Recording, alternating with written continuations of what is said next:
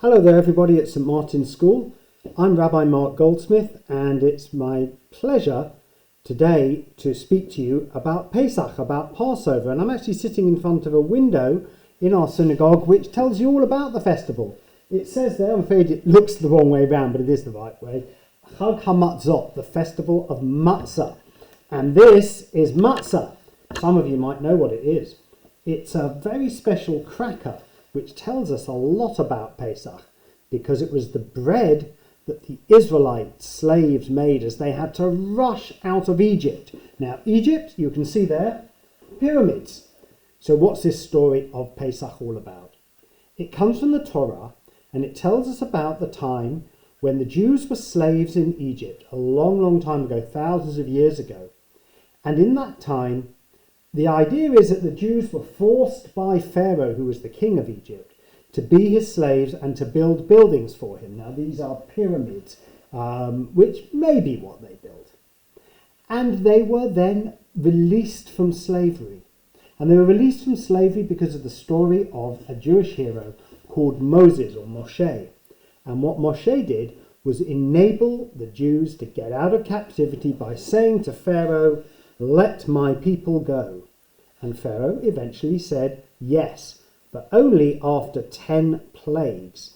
And these included plagues of darkness, plagues of all the rivers running with blood, plagues of frogs jumping around everywhere, plagues of boils and lice and all sorts of uncomfortable things, and a final plague which created a lot of death through the land of Egypt.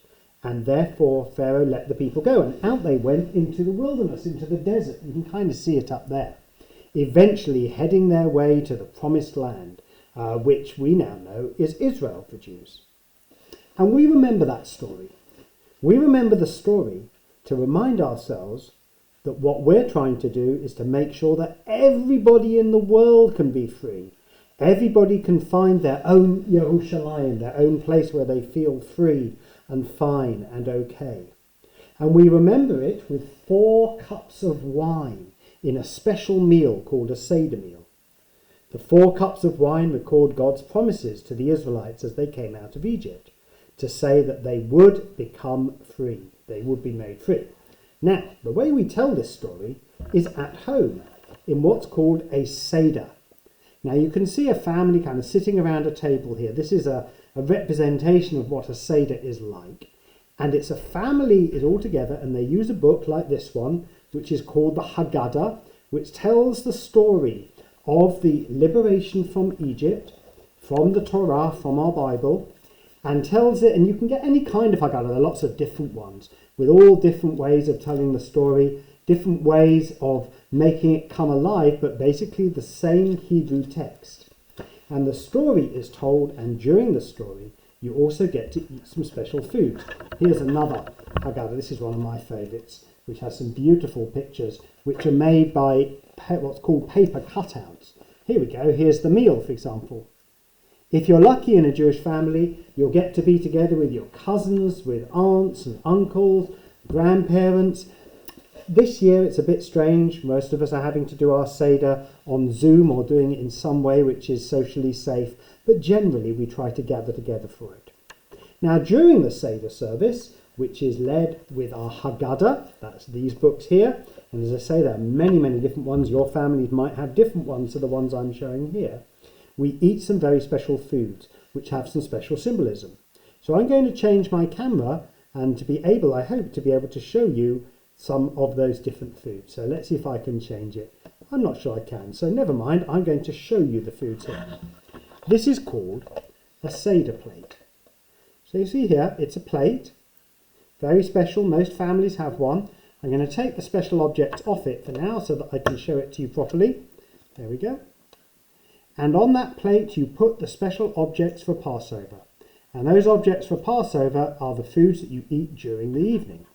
Generally, a young child will ask some special questions of the adults there, which ask about the things that are on the Seder plate and about the ritual of Passover. They sing this song, which is actually written a little bit up here.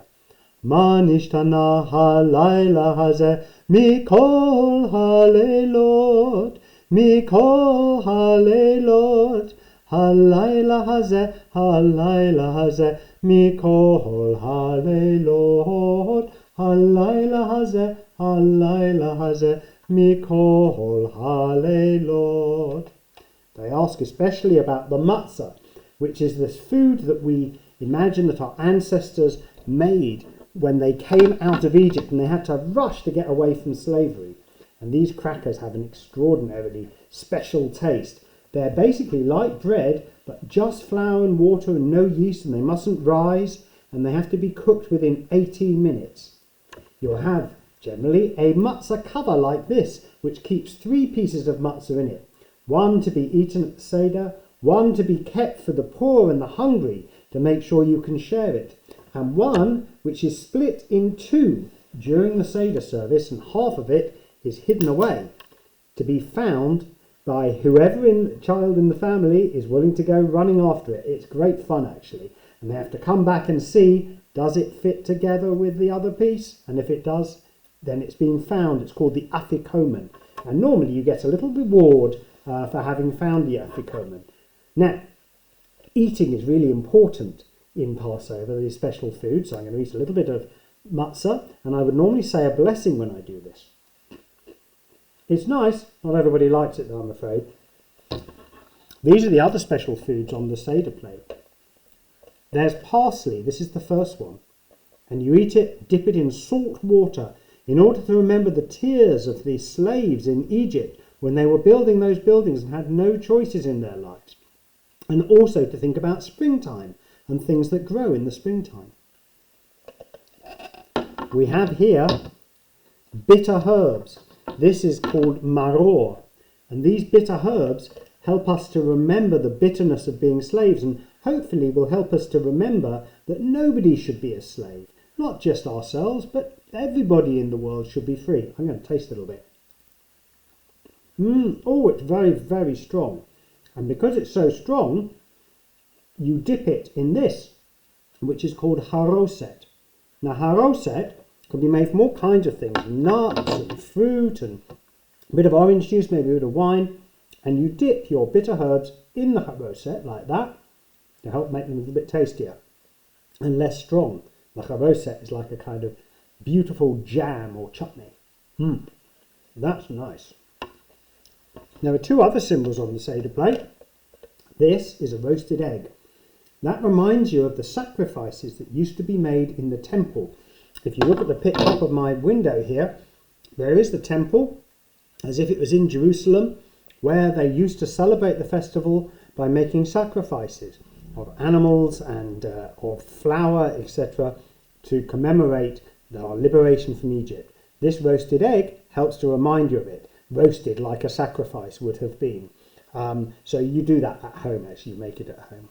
And also, you'll have either a lamb bone or a chicken bone. Now, because I'm in our synagogue and we don't have any meat here, I've actually made one out of paper, so there we are. There's my lamb bone. That reminds you of the Passover lamb that was once sacrificed in the temple. Now, that Passover lamb reminds you of part of the Passover story. That Jews, when we got to the last plague, and finally the awful, awful plague that meant that lots of people died in Egypt happened, put the blood of a lamb on their doorpost of their house in order to make sure that all knew that they were a Jewish family and therefore they were spared at this particular point.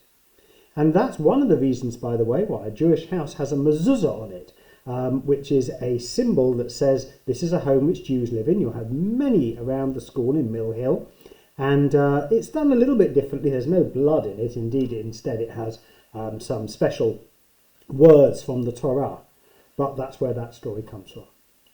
So Pesach or Passover lasts for 7 days.